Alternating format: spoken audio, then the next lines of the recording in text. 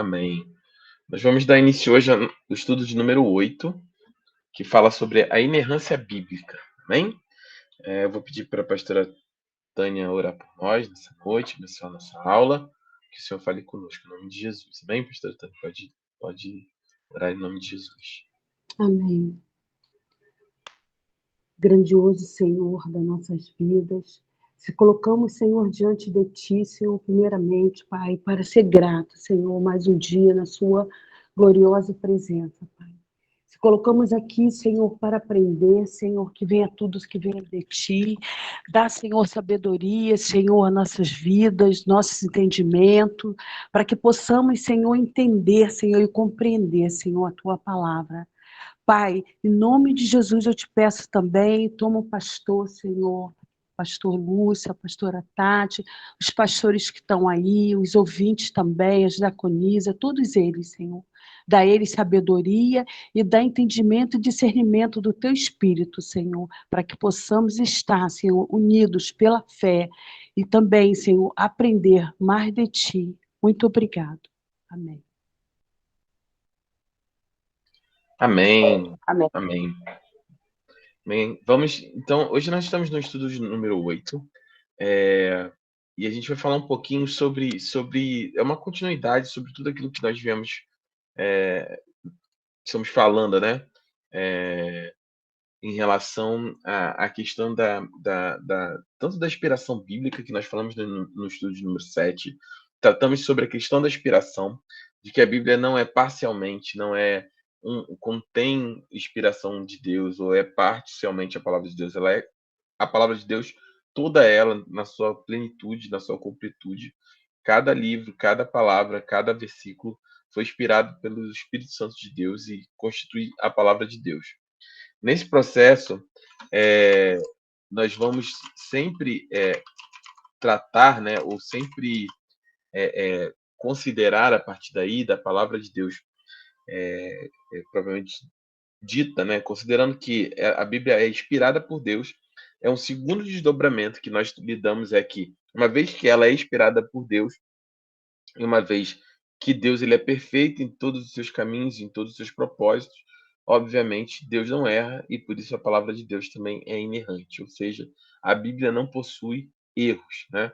Existe uma máxima: se você ler algo na Bíblia ou conhecer algo da Bíblia que você considera que por algum motivo tem um erro, é necessário que você volte ao início, né? Se estiver fazendo uma pregação e você chegou a uma conclusão diferente daquilo que a Bíblia estabelece, a orientação é que você volte ao início e refaça tudo que o seu caminho, tudo que você fez, porque o erro está em você e jamais na palavra de Deus. Então, se nós reconhecemos que a Bíblia é a palavra de Deus, não somente contém, mas é ela toda. E uma vez que Deus fala, né? Que é a palavra de Deus, óbvio que Deus está falando através, né, dos autores da Bíblia, nós consideramos a Bíblia também, por consequência, inerrante, porque Deus jamais erra. Deus, entenda o seguinte: a a definição de inerrância é a definição de ser Deus, né? Qualquer um que queira, vamos dizer assim, pleitear o posto de Deus, primeiramente, ele precisa, obviamente, preencher os atributos para ser Deus, que é onipotência, onisciência, onipresença, então saber de tudo, ser todo poderoso, né, estar em todos os lugares ao mesmo tempo, e também ser inerrante, né? Não se admite um Deus errante, né? Um Deus que fala: nossa, eu fiz algo que era diferente daquilo que eu queria fazer, eu errei, eu me equivoquei. Então, a característica para ser Deus é inerrância. E, obviamente, o nosso Deus, por isso que nós queremos que o Senhor é o Deus verdadeiro, ele cumpre todas essas características.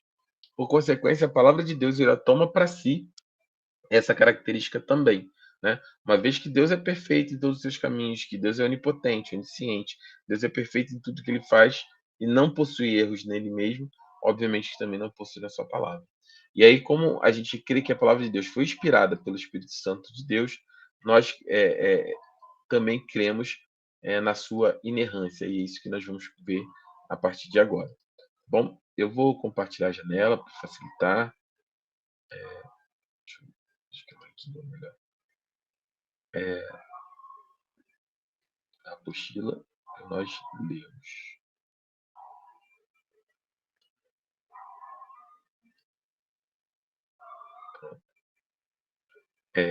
Então, vamos ler aqui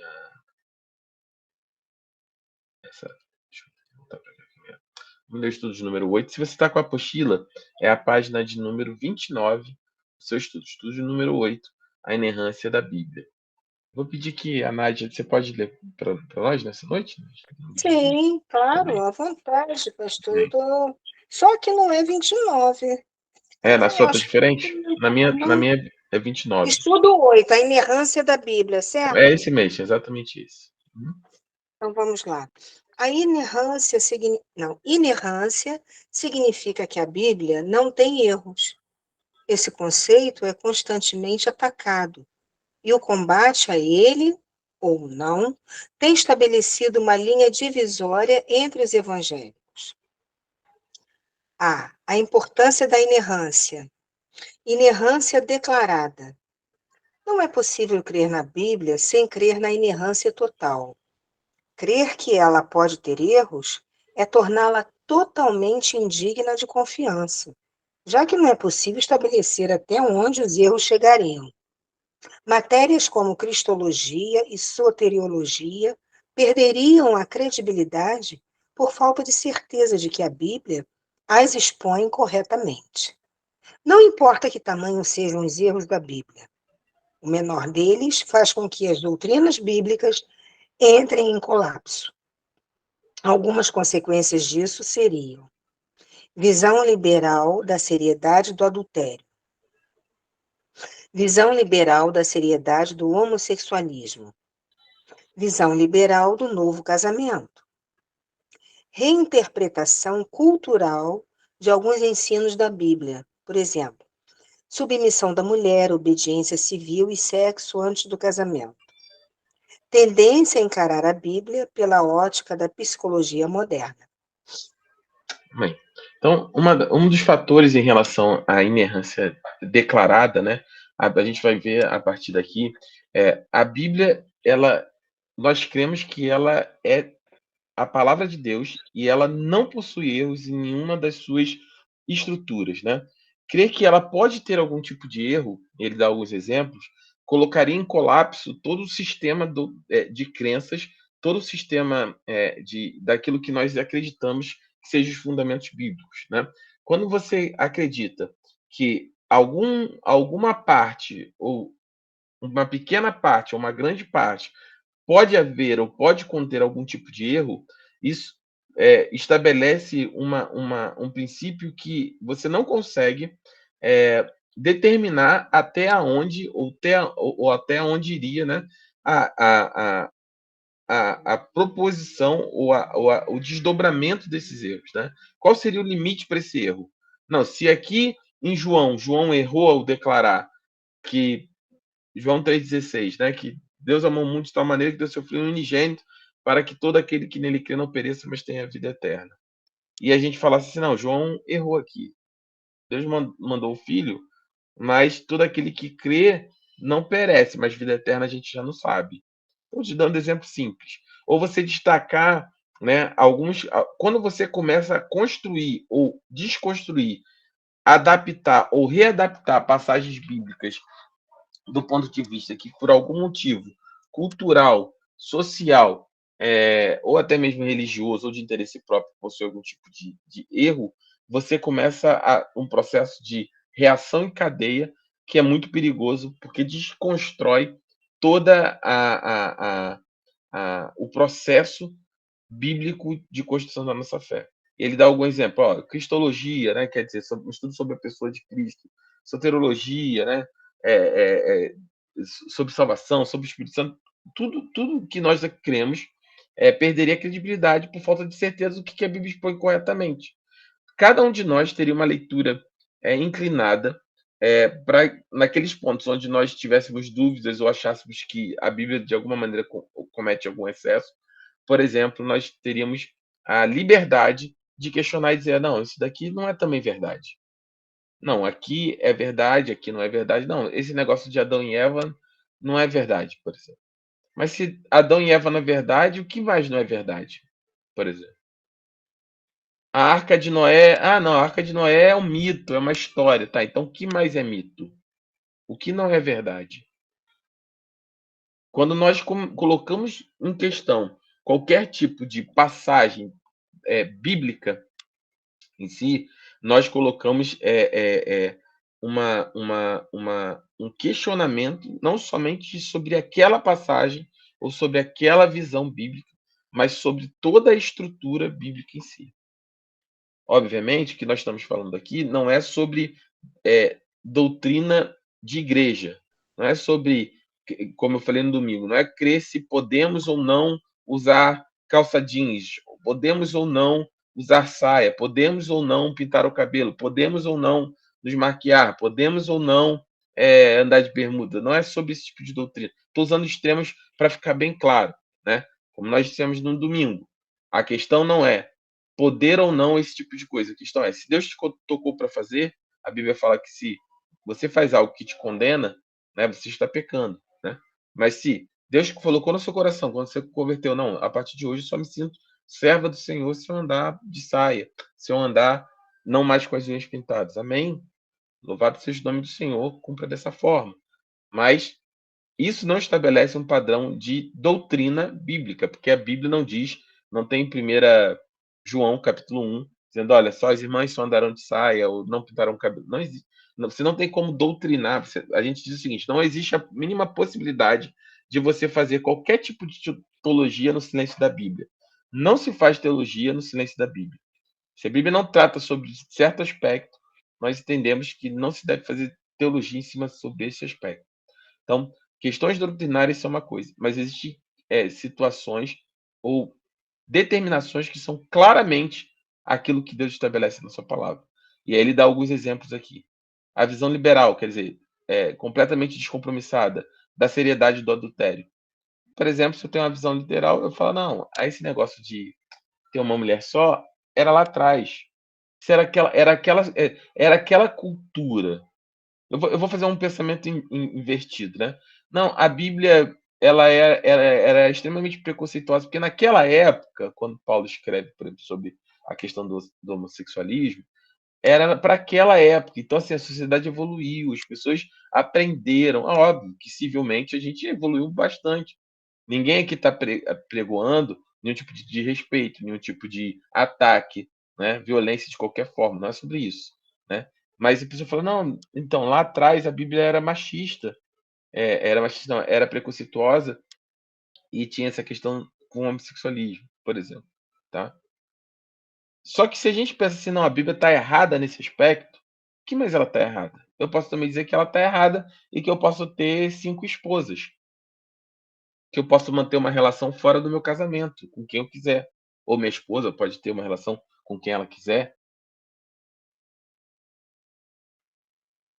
Ou simplesmente, não, a gente pode casar quantas vezes a gente quiser e descasar quantas vezes quiser, porque não faz nenhum sentido em relação a isso. Ou a gente pode querer adequar, como a gente falou hoje, a tendência de encarar a Bíblia pela ótica da psicologia moderna. Não. O que se defende hoje? Hoje você tem as premissas, o que contém ali os ensinos sobre Jesus são verdadeiros, mas sobre o homem, sobre a composição do homem, a gente precisa ter um olhar sobre a escola YZ, do ponto de vista de pensamento. A Bíblia, como um todo, ela precisa ser aceita pelo crente nascido de novo, como a palavra de Deus, de uma vez que é a palavra de Deus, ela é inspirada pelo Espírito, você não tem como negociar com nenhuma parte dela. Mais uma vez, negociar não significa você não ter a capacidade de interpretar. São coisas diferentes. Quando a gente fala da submissão da mulher, por exemplo, se você teve a oportunidade de ver quando eu preguei sobre isso em Efésios, eu falei claramente sobre isso. O padrão não é submissão feminina, não significa você se submeter a qualquer tipo de situação dentro do seu casamento. Não é a mulher se submeter a um homem violento, a um homem espancador. Porque ali, quando a gente vem fazendo a construção, né, do casamento, não existe uma divisão entre essa comunhão entre irmãos, entre você tratar bem o seu irmão, você ter uma comunhão no Espírito Santo com o seu irmão, ter uma divisão ali só do ponto de vista de organização do texto. Mas o Paulo está falando sobre a presença do Espírito Santo em todos os tipos de relacionamento. Familiar, entre irmãos, casal, com os filhos. Se você lê ali de maneira corrida, você vai ver que Paulo está falando sobre esses aspectos. E a submissão da mulher cristã não é uma submissão a qualquer homem, no sentido do seguinte, não, tem uma contrapartida nesse aspecto. A submissão que o Senhor pede dentro do casamento cristão é a submissão a um homem que ama a sua esposa como Cristo ama a igreja, a ponto de dar a sua vida por ela, a ponto de amá-la, a ponto de abrir mão de si mesmo para viver para ela. Ah, mas pastor, mas tem casamentos que não são assim. Não, então, se é um casamento cristão, ele é para ser assim. Se não é cristão, existe uma desigualdade. Cada um não tem. Então, Está inclusive, falhando, pastor.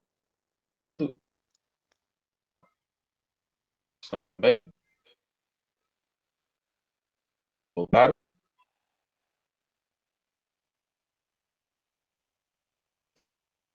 pessoal.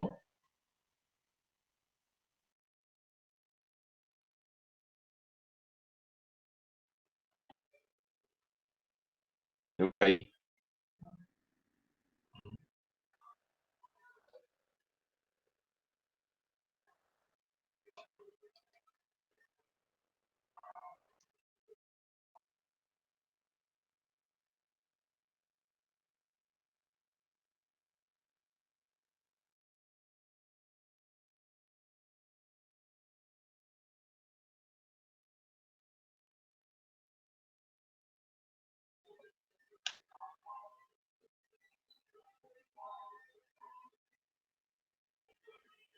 Voltei. Acho que agora eu voltei. Vocês me ouvem? Ok.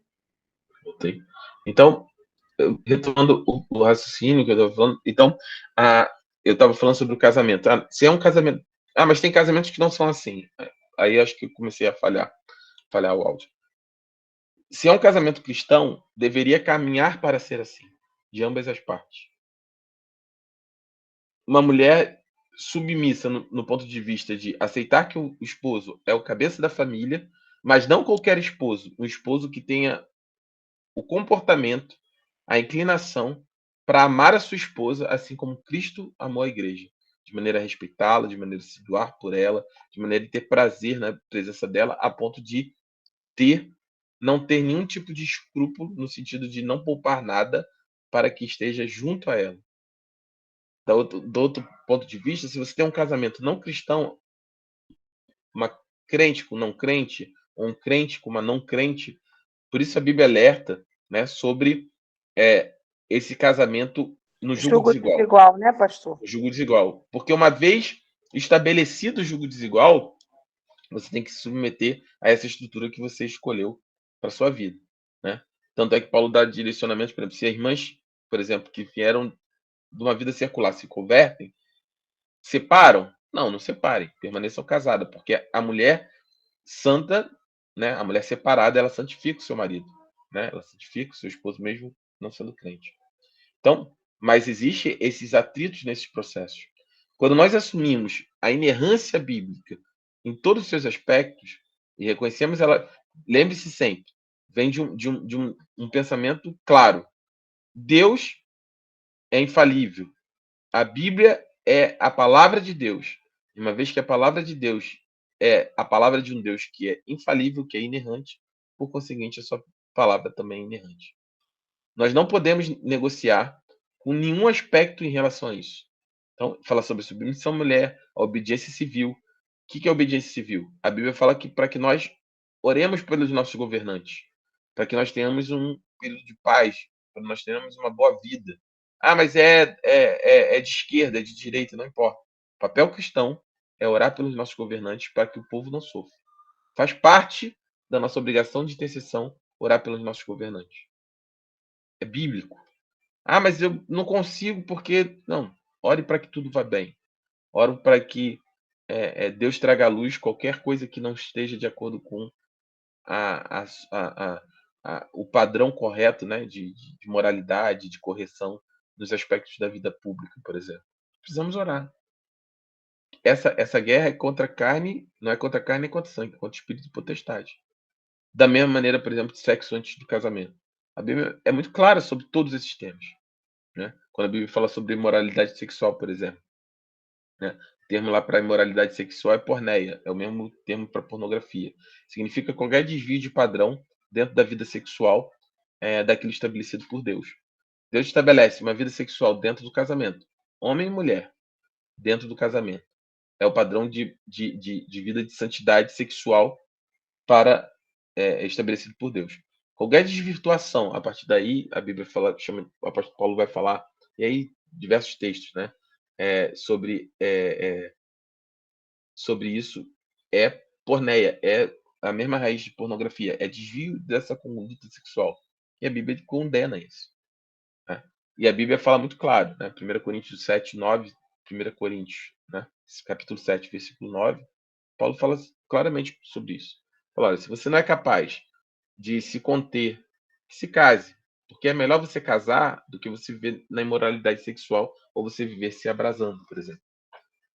Da mesma forma que a Bíblia fala sobre a questão da seriedade sobre outros aspectos da nossa conduta como cristão. Quando nós temos um coração para Deus, óbvio que nós precisamos ser moldados pelo Senhor. Não é uma bigorna sobre a nossa cabeça, mas é a necessidade de nós refletirmos sobre essa estrutura sistematicamente. Né? Nós não... Lembra quando nós falamos sobre as solas, sobre a suficiência da palavra, sola escritura? Nós não podemos encarar a Bíblia ou interpretar a Bíblia pela ótica de qualquer tipo de natureza ou qualquer área de conhecimento humano. Eu vou olhar a Bíblia pela ótica da psicologia moderna, vou olhar a Bíblia pela ótica do naturalismo. Não, a Bíblia ela é suficiente em si mesma. Então, quando você começa a negociar, não, isso era para aquele tempo, ou isso era para aquele momento, para aquelas pessoas, ou daquela forma, você entende que existe um erro, e daí vem essa onda que nós estamos vivendo hoje, né? Onde as pessoas literalmente não possuem, né, nenhum tipo de inclinação, né, na grande maioria, dentro das igrejas, falando dos jovens, estou falando disso constantemente, para uma inclinação ministerial, para uma inclinação de vida com Deus, da igreja desperta para evangelizar, para falar de Jesus, porque hoje nós vivemos uma gourmetização desse ponto de vista da experiência com Deus. Nós vivemos e olha aqui que não vai nenhuma crítica, porque eu amo worship, amo música, né? Worship, louvores worship. São esses louvores mais simples, 4 notas, de repetição, né? Eu amo esses louvores, tanto é que nós louvamos eles na igreja. Mas é um direcionamento onde as pessoas estão cada vez mais querendo viver somente da experiência, do sentimento, do que necessariamente de uma conduta ou do caráter cristão. O que eu estou dizendo? Hoje se exalta a experiência, né? Olha, eu vou para lá, eu vou sentir, eu vou isso, eu vou aquilo, eu vou me arrepiar, eu vou chorar, eu vou cantar. Não, isso tudo é importante, mas isso não quer dizer nada do ponto de vista sobre a construção do seu caráter. O que eu estou dizendo você pode ir quantas vezes você quiser. Eu vou colocar de maneira mais clara. Talvez hoje a gente viva um tempo onde igrejas escuras, com muito, muito choro, muito quebrantamento, que é importante, se tornou o novo rodar no poder de antigamente, né? Onde existia uma experiência, uma projeção da experiência de dançar no espírito, de falar em línguas, de sapatear no fogo, e que é extremamente... Nós somos pentecostais, nós cremos nisso. O que eu estou dizendo essas coisas sozinhas, elas não são absolutamente nada. Se você não tem em paralelo ou conjuntamente, ou melhor ainda, se elas não são um desdobramento de uma vida com Deus. de uma construção de caráter com Cristo. Se nós não temos um coração inclinado para crescermos na nossa maturidade cristã, na nossa vida cristã, da forma como nós entendemos a palavra de Deus e nos relacionamos com ela, e com tudo que acerca os desdobramentos que vêm a partir daí, todas essas coisas são apenas experiências. No sentido de que, se nós formos para o culto 50 vezes no ano, e como pentecostais, rodarmos no espírito, falarmos em línguas, usarmos os dons 50 vezes, 52 semanas no ano, né? 52 vezes no ano, mas se na semana 1, eu sou um homem inclinado à pornografia, por exemplo, minha esposa não tá, vou para pornografia, e na semana 52 eu continuo com a cabeça enfiada na pornografia, essa experiência que houve entre a semana 1 e a semana 52 não gerou absolutamente nada na minha vida. Uma vida cristã, ela é uma vida de crescimento espiritual, de amadurecimento espiritual. Nós queremos sair na semana 1 do ano, por exemplo, chegar na 52 diferentes de quem nós éramos quando estávamos na semana 1. E de preferência, como pentecostais, com muita experiência com Deus. É aquilo que nós estamos falando desde o capítulo 1 do estudo de número 1. Nós não podemos ter uma vida pautada somente em experiência. É o que a gente tem falado. A pastora Tatiana é uma bênção. Deus usa muito ela como profeta, por exemplo. Não, meu irmão. Você só vai saber se ela é ou não uma bênção depois que você caminhar com ela. Porque a manifestação de dons é um fruto, é um dom espiritual, mas que não necessariamente está atrelado a um caráter cristão coerente. A Bíblia diz que nós vamos conhecer as árvores pelo fruto. E eu sempre volto nessa passagem. Gálatas 5 fala sobre o fruto. O fruto do Espírito é uma série de questões que não passam, nenhuma delas, por dons espirituais. O fruto do Espírito é falar em línguas, profetizar, rodopiar no poder, chorar quando toca música. Não. O fruto do Espírito é mansidão, amor, domínio próprio. Por exemplo, todos esses itens aqui, a maioria deles, se não todos eles, passam pelo domínio próprio, por exemplo, nesse aspecto. Nós temos um resfriamento, temos a capacidade que somente no Espírito Santo nós somos capazes de refrear os nossos impulsos. Eu sozinho não sou capaz de refrear o meu impulso pornográfico, de olhar para mulheres na rua. Então, onde é que eu posso fazer isso? No domínio próprio, que é fruto do Espírito Santo em mim. Eu não tenho capacidade de refrear em mim uma inclinação de roubar no meu trabalho. Eu tenho a inclinação de um desvio de caráter, um desvio de conduta em relação a saquear o caixa do meu trabalho. Não faz sentido você rodar 50 meses no poder e continuar com a mesma conduta do dia 1 ao dia 5, da semana 1 à semana 52. Mas eu não consigo. Tudo bem, entendo que você não consegue, mas nós temos lá no fruto do Espírito, por exemplo, o domínio próprio. O domínio próprio nos faz parar de fumar. O domínio próprio nos faz abandonar os velhos vícios. O domínio próprio nos ajuda com esse aspecto, e é um fruto do Espírito Santo.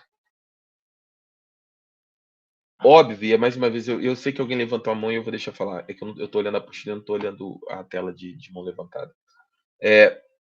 Não é uma questão sobre aqui, como eu disse, não é uma bigorna da realidade, mas é um flag, um alerta de que nós precisamos caminhar no sentido de encarar verdadeiramente a palavra de Deus como a palavra de Deus, sem negociar nenhum dos seus aspectos de uma forma. Mas pastor, isso a gente demora. Claro que demora.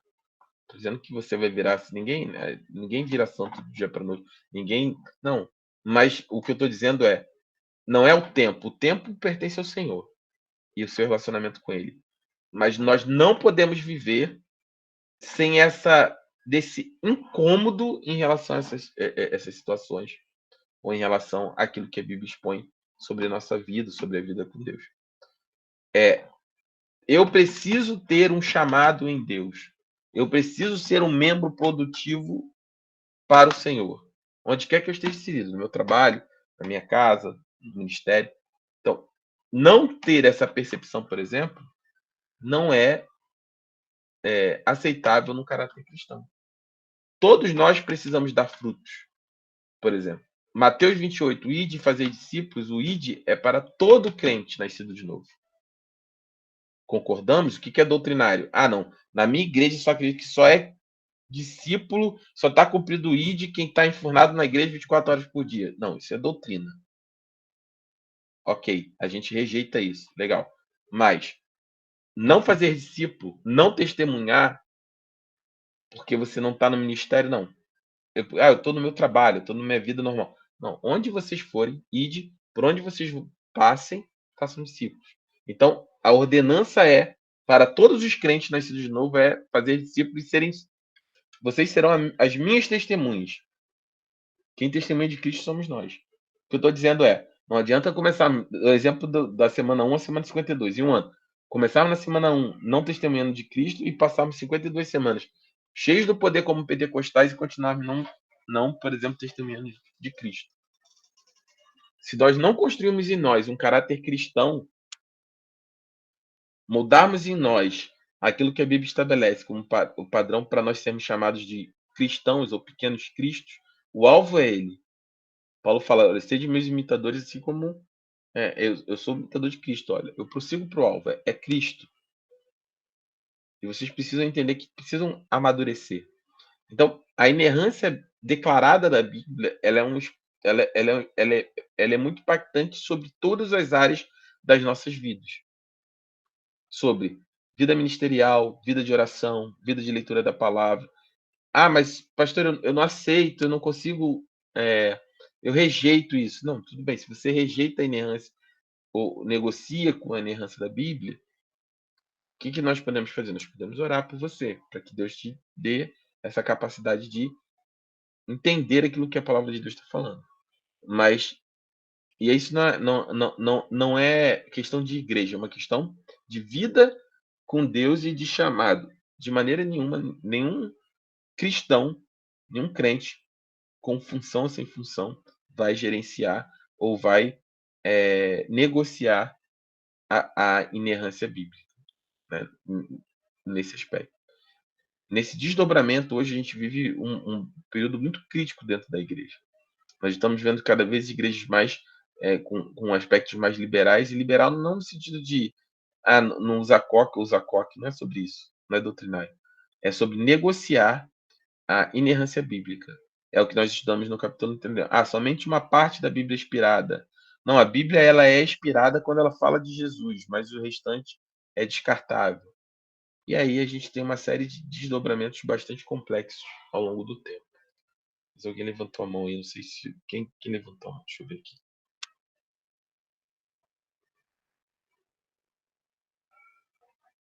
Alguém levantou a mão? É que eu vi a mãozinha levantada aqui na guia. Se alguém levantou e quer falar, abre o microfone e fala comigo.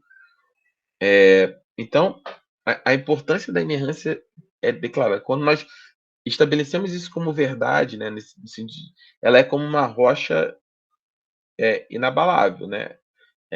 Como o rochedo e o mar, né? Uma grande montanha ali, ela é firme, né, nesse aspecto, né? Ela fica imóvel, né? Ela é imóvel nessa estrutura. Cabe a nós nos amoldarmos, né, nesse aspecto e vermos a melhor forma de construir a nossa vida em Cristo Jesus. Pode falar. A inerrância, pastor, ela está intimamente ligada à heresia ou não? Estaria ligada à heresia? Inversamente proporcional, né? Tipo, em lados opostos, né? Sim, Isso. mas a inerrância ela é muito mais, ela é também sobre isso, né? Sobre normalmente, quando você negocia a inerrância bíblica, né, você parte do Aham. princípio, você acaba caindo em algum tipo de heresia bíblica, né?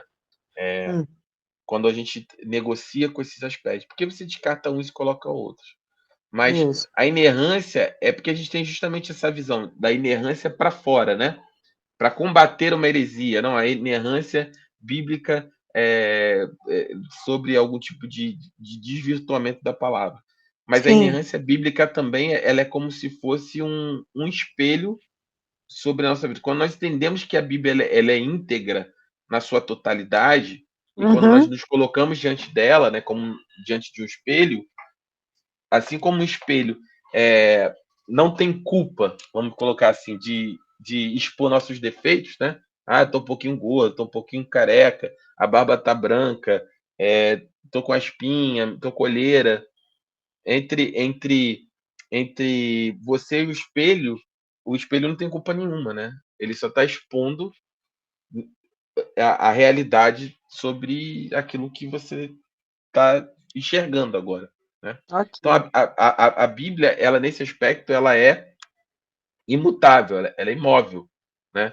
Ela simplesmente, por ser a palavra de Deus, ela acaba refletindo sobre nós a glória dele. E quando há essa reflexão, ela alcança as áreas, se nós formos honestos, ela vai alcançar diversas áreas da nossa vida e que vão sendo expostas diante da estrutura, né, da palavra de Deus. Então, a inerrância ela tem a ver muito mais Nádia, com a não negociação de nenhuma parte Uhum. da Bíblia, entendeu? E Uhum. aí, obviamente, que quando você negocia ou desvirtua alguma parte dela, obviamente você acaba correndo ou incorrendo em heresia, né? De Sim. alguma forma, né? Ok. Nesse aspecto, tá bom? Mas vamos continuar lendo a inerrância diluída.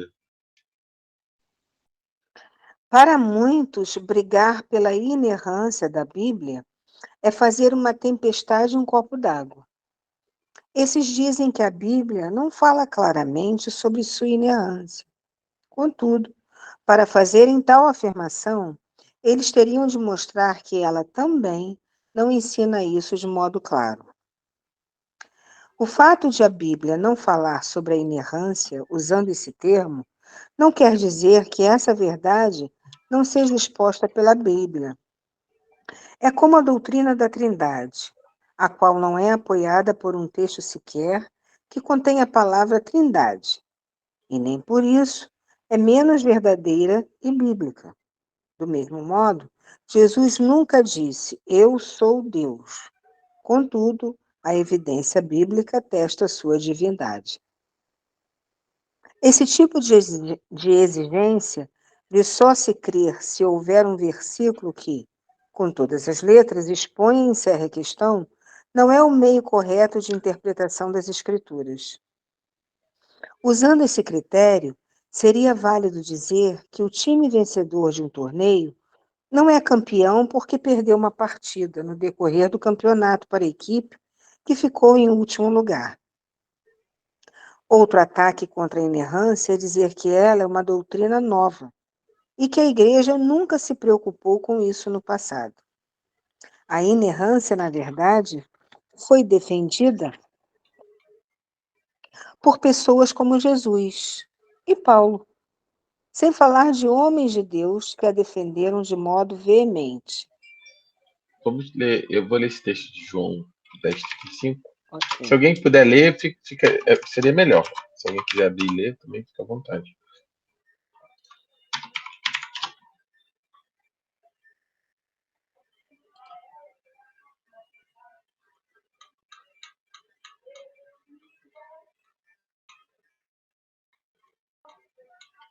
João 10, 35. 10, 5, achei. 35, 35, 3, Ah, 5. desculpa. 35, achei. 10, 35. Então vamos lá. Jesus chorou. Então os judeus disseram: Vejam como ele o amava. Não, não, é João 10:35. Deixa eu ler aqui. Se ele chamou deuses aqueles a quem veio a palavra de Deus, e a escritura não pode ser anulada, que dizer a respeito daquele a quem o Pai santificou e enviou ao mundo. Então, porque Tá. vocês me acusam de blasfêmia, porque eu disse sou filho de Deus.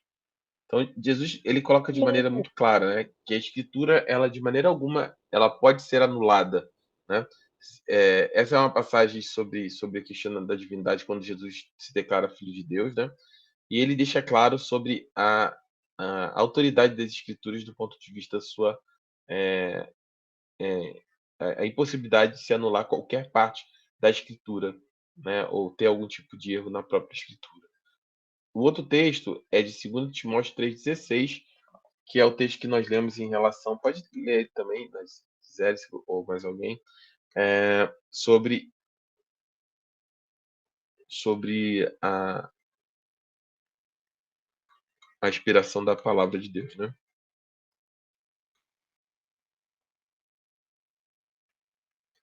João 3,16. Toda a escritura é inspirada por Deus e útil para o ensino, para a repreensão, para a correção e para a instrução na justiça, para que o homem de Deus seja apto e plenamente preparado para toda boa obra.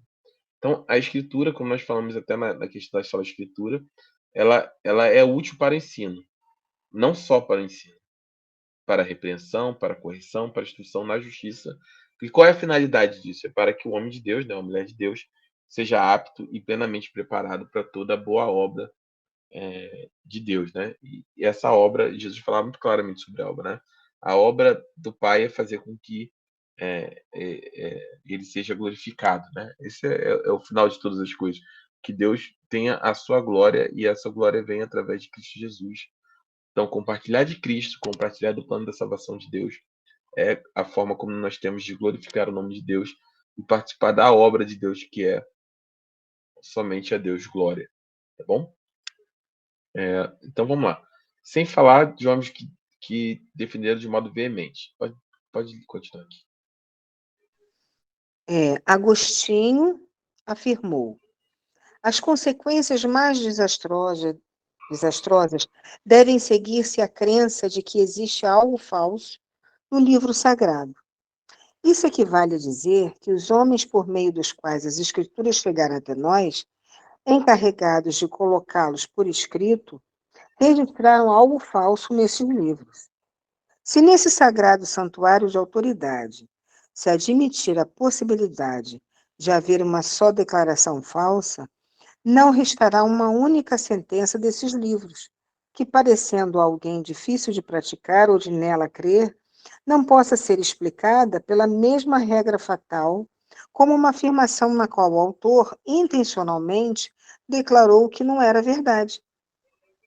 Exatamente. Agostinho, né? São alguns pais da igreja, né? Ele está citando Agostinho, Tomás de Aquino, Lutero, João Eges, que são grandes apologetas, né? Defensores da fé cristã e que construíram, né? O pensamento ocidental a respeito daquilo que nós cremos, né? Após os apóstolos. Pode ler, Tomás de Aquino, por favor. Nenhuma falsidade pode fundamentar o sentido literal das Escrituras.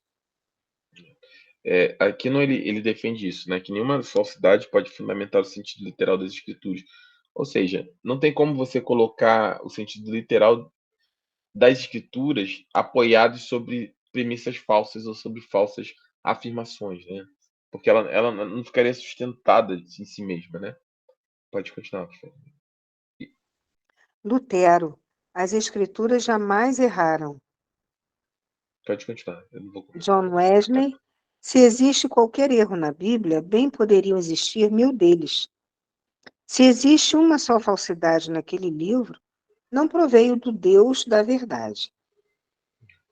Se Deus assume a palavra de Deus como sendo a verdade, se existisse uma só falsidade na Bíblia, com certeza não teria provido do Deus da verdade. Porque se o Deus, nosso Deus, ele é verdadeiro e nele não há mentira, não há engano, né? Com certeza, se é a sua palavra também não pode conter enganos, né?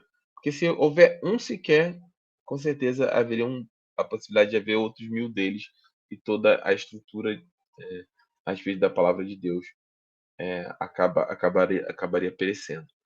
Hoje talvez nós tenhamos uma fé privilegiada do ponto de vista de que nós temos 2000 anos de história desde Jesus E nós já vimos, né, por mais que a gente tente se adequar a um aspecto social, para tentar, não, mas a Bíblia, então era aquele tempo, hoje em dia não faz muito sentido isso. Não, a gente já viu o que, ao longo de 2000 anos, socialmente falando, o que faz sentido e o que não faz sentido mudar diversas vezes, né? Então, assim, o parâmetro social, cultural, ele é sempre relativo e sempre sujeito a, a, a, vamos dizer assim, a mudança ao longo do tempo, né? Que era comum lá atrás, hoje em dia não é comum mais, né? Então, essa mudança, né, na estrutura da sociedade, ou a atual estrutura social, ou de entendimento social, ela nunca vai se sobrepor às escrituras, porque justamente por isso, né?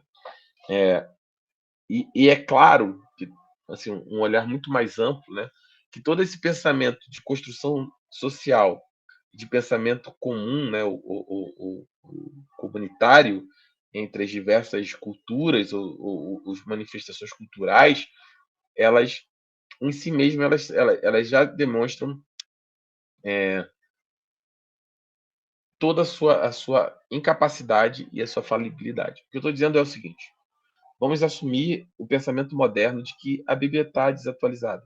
Olha, a Bíblia não serve mais, porque, olha, lá atrás, entendeu? Era lá para trás. Agora a gente evoluiu como sociedade, a gente evoluiu como humanidade. E a pergunta, esse é um sofisma, né? É uma falsa verdade. Porque, por mais que nós tenhamos avançado em algumas áreas, a sociedade em si, ela é o mesmo extrato de erro, pecado e desvio que há 2000 anos atrás e que antes disso. O que eu estou dizendo é a defesa dos grandes, dos grandes ataques, né, daqueles que atacam a Bíblia, é dizer: olha, ela é errada porque, não, hoje já tem a ciência, hoje a gente é evoluído. Em que aspecto que a gente é evoluído? Em alguns, obviamente, culturais, sociais, sim, mas nós continuamos. Vamos às questões mais básicas. A humanidade continua com poucos acumulando riqueza e muitos passando fome, por exemplo. Em que a gente evolui? Só um exemplo mais claro, eu costumo até falar sempre com a minha esposa. Quando veio a pandemia do Covid, não sei se vocês lembram, aquela todo mundo trancado em casa, né, live e tudo, todo mundo achou que a gente ia sair dali não, agora a humanidade vai, né? Melhorar. Todo mundo tinha essa percepção. Ou eu estou falando besteira? Não, não, Não, agora não. a gente viu que é importante. Vou dar um exemplo meu, assim, bem simples. Não, eu vi que é importante, como é importante, gente, ter o ar livre, poder tomar ar puro, ficar no sol. Quando acabar a pandemia, eu vou mudar a minha vida. Eu vou todo dia no Campo de São Bento. Sabe quantas vezes eu fui? Conto nos dedos. Continuo a mesma pessoa. Eu estou dando um exemplo bem bobo. Mesma pessoa trancada dentro de casa, fazendo as coisas, com a vida corrida. Eu só fui reacelerando de novo, fazendo as coisas. Não, não, não, não continuo, não estou valorizando a natureza, o respirar, o estar na praia, sabe? O que eu estou dizendo é assim, exemplo bem simples. Mas todo mundo achou que a humanidade ia mudar. E a primeira coisa que a gente conseguiu foi uma guerra lá na Ucrânia, com a Rússia, briga por vacina, né? No sentido assim de regiões mais ricas, né? Pessoas doentes, né, pastor, com ansiedade, síndrome do pânico, etc, etc. E assim, a humanidade não mudou. A humanidade, evoluímos. Não, claro, evoluímos do ponto de vista de ciência, temos remédios, temos um entendimento melhor sobre o outro, mas também é limitado nesse aspecto.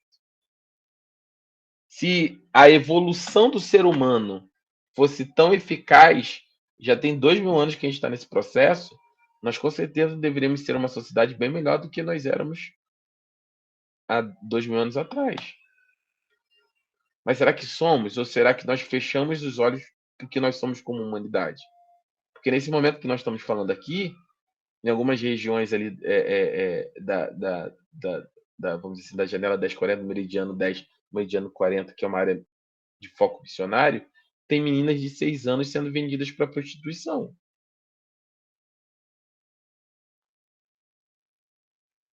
Hoje, nesse momento, a gente está aqui tendo uma aula, tem meninas de 6 anos se prostituindo obrigatoriamente.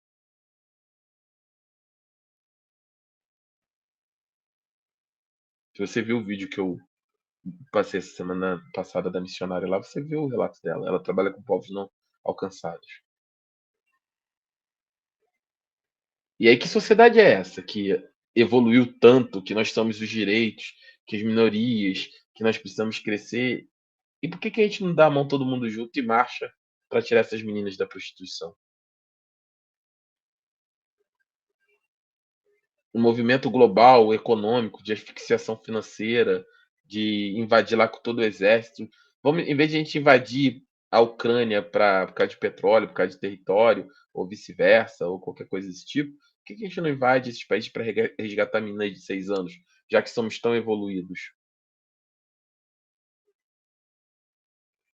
Ou a gente é hipócrita como sociedade e humanidade e a gente finge que isso não acontece? É muito frágil o nosso argumento de evolução social e cultural.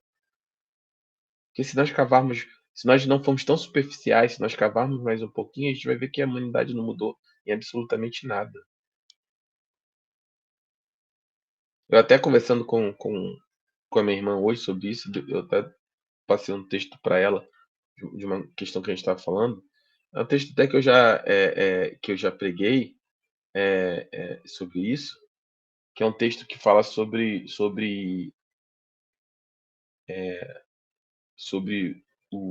o cego, que é curado de um dos muitos cegos, né? Que é curado de cegueira. João capítulo 9. Eu já preguei sobre isso também. Se você ler lá, tenha curiosidade de ler. Mas basicamente a história é a seguinte. É, vamos ler esse texto rapidamente. João capítulo 9. Vamos ler do versículo 1. Vamos ler até o final. Vamos ler ele tudo. É um texto bastante grande, são 41 versículos. É, mas é importante que a gente entenda esse contexto aqui. Se alguém puder ler, por favor, eu agradeço. João 9, versículo 1.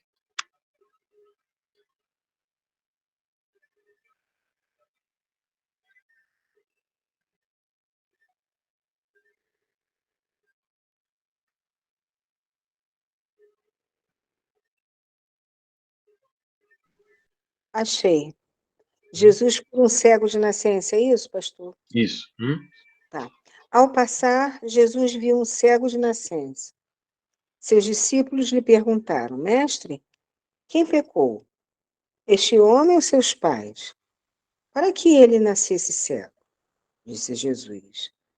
Nem ele, nem seus pais pecaram. Mas isto aconteceu para que a obra de Deus se manifestasse na vida dele. Enquanto é dia, precisamos realizar a obra daquele que me enviou. A noite se aproxima.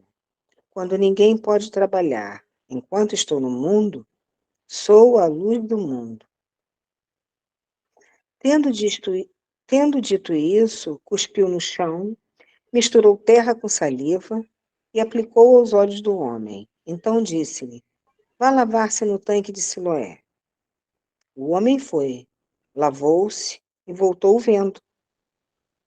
Seus vizinhos e os que anteriormente o tinham visto mendigando perguntaram: Não é este o mesmo homem que costumava ficar sentado mendigando?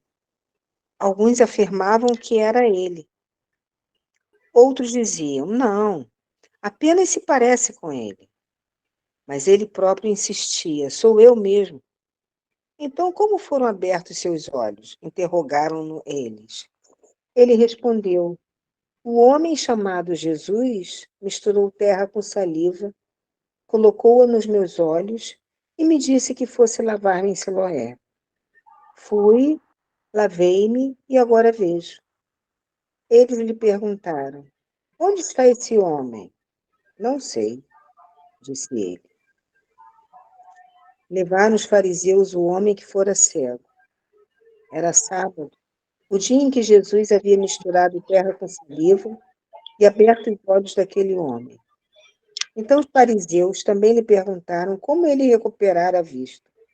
O homem respondeu: Ele colocou uma mistura de terra e saliva em meus olhos. Eu me lavei e agora vejo. Alguns dos fariseus disseram: Esse homem não é de Deus, pois não guarda o sábado. Mas outros perguntavam: Como pode um pecador fazer tais sinais milagrosos? E houve divisão entre eles. Tornaram, pois, a perguntar ao cego: Que diz você a respeito dele? Foram os seus olhos que ele abriu. O homem respondeu: Ele é um profeta. Os judeus não acreditaram que ele fora cego e havia sido curado enquanto não mandaram buscar os seus pais. Então perguntaram: É esse o seu filho, o qual vocês dizem que nasceu cego? Como ele pode vir agora? Responderam os pais: Sabemos que ele é nosso filho e que nasceu cego, mas não sabemos como ele pode vir agora ou quem lhe abriu os olhos. Perguntem a ele. Idade ele tem. Falará por si mesmo. Seus pais disseram isso porque tinham medo dos judeus, pois estes já haviam decidido que se alguém confessasse que Jesus era o Cristo, seria expulso da sinagoga. Foi por isso que seus pais disseram: Idade ele tem. Perguntem a ele. Pela segunda vez chamaram um homem que fora cego e lhe disseram: Para a glória de Deus, diga a verdade. Sabemos que esse homem é pecador. Ele respondeu: Não sei se ele é pecador ou não. Uma coisa sei: eu era cego e agora vejo. Então lhe perguntaram: O que fez ele a você? Como abriu seus olhos? Ele respondeu: Eu já disse, e vocês não me deram ouvidos. Por que querem ouvir outra vez? Acaso vocês também querem ser discípulos dele? Então eles insultaram e disseram: Discípulo dele é você. Nós somos discípulos de Moisés. Sabemos que Deus falou a Moisés, mas quanto a esse, nem sabemos de onde ele vem. O homem respondeu: Ora, isso é extraordinário. Vocês não sabem de onde ele vem, contudo ele me abriu os olhos. Sabemos que Deus não ouve pecadores, mas ouve o homem que o teme e pratica a sua vontade. Ninguém jamais ouviu que os olhos de um cego de nascença tivessem sido abertos. Se esse homem não fosse de Deus, não poderia fazer coisa alguma. Diante disso, eles responderam: Você nasceu cheio de pecado. Como tem, desculpa, como tem a ousadia de nos ensinar? E o expulsaram.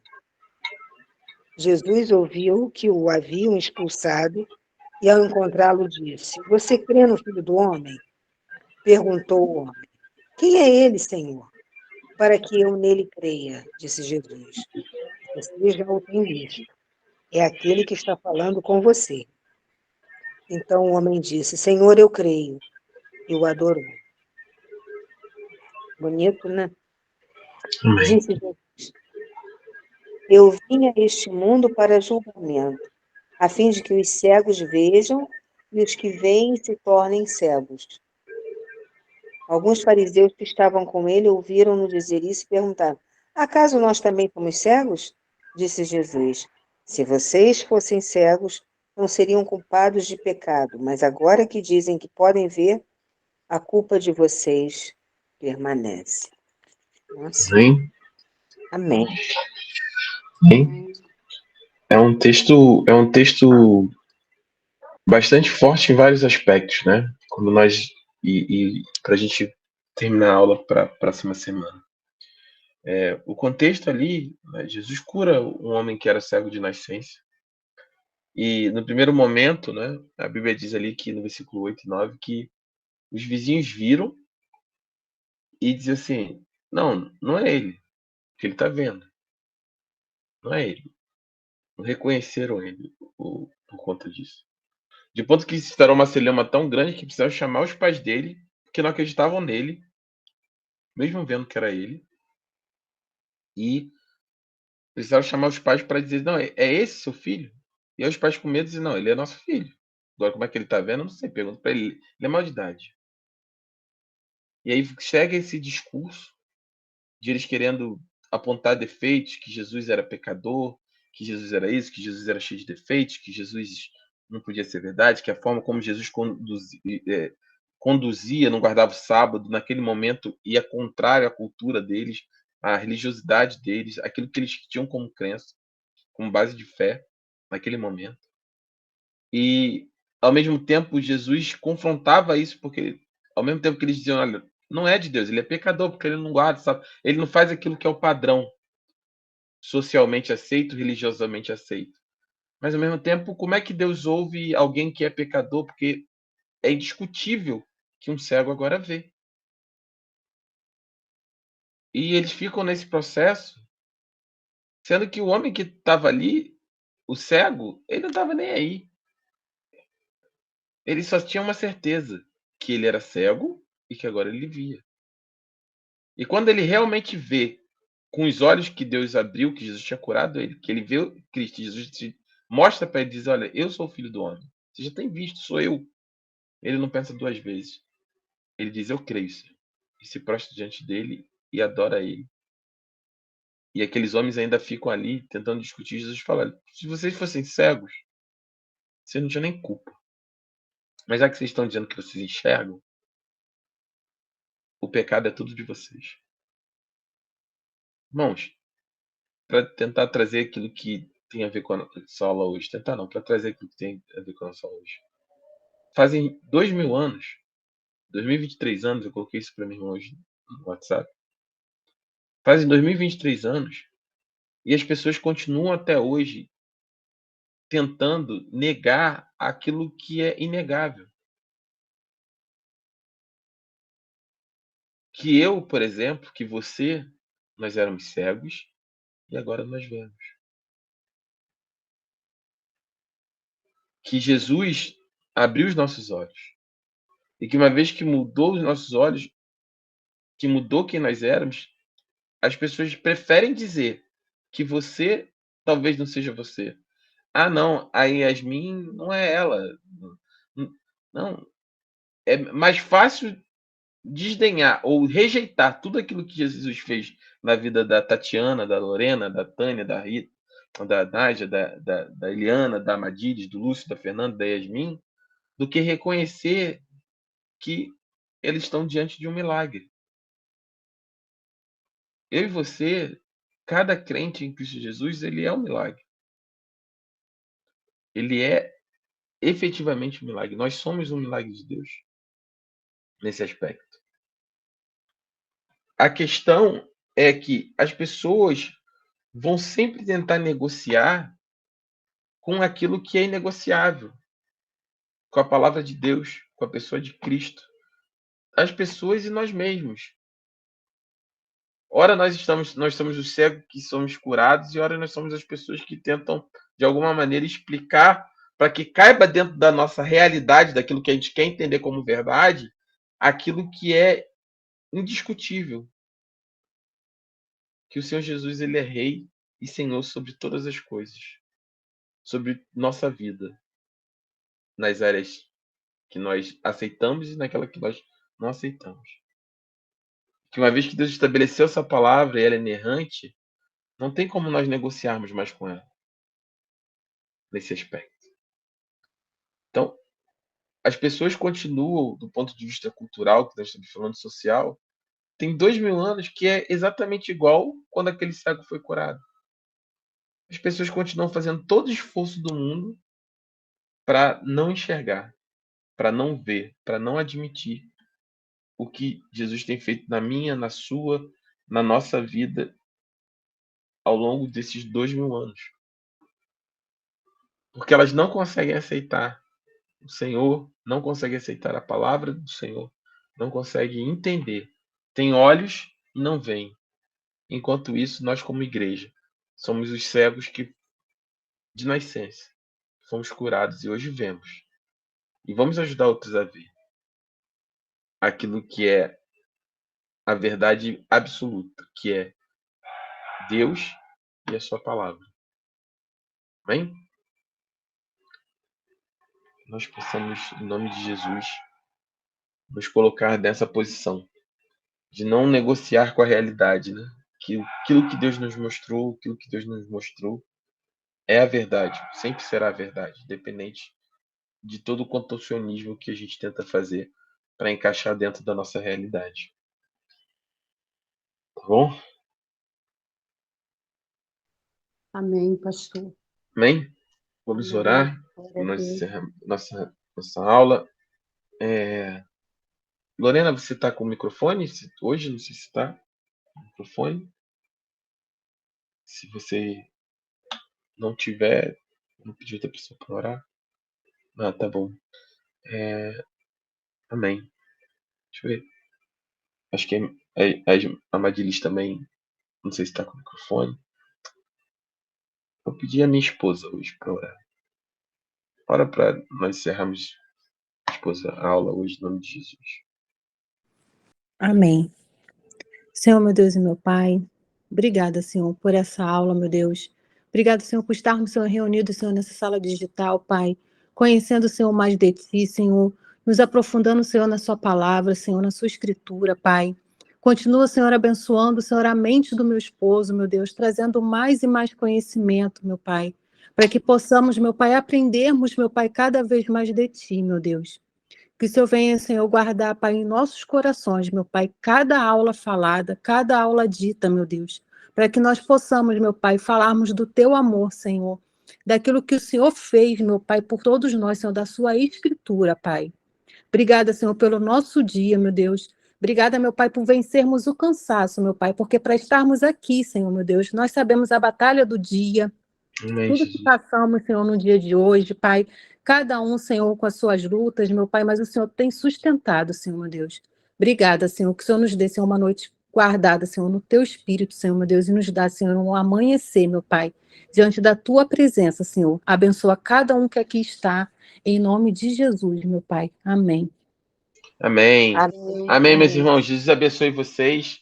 Até Amém. quinta-feira, Paz. nosso culto online. Fiquem na Amém, paz, irmãos. paz, A paz. paz. Paz.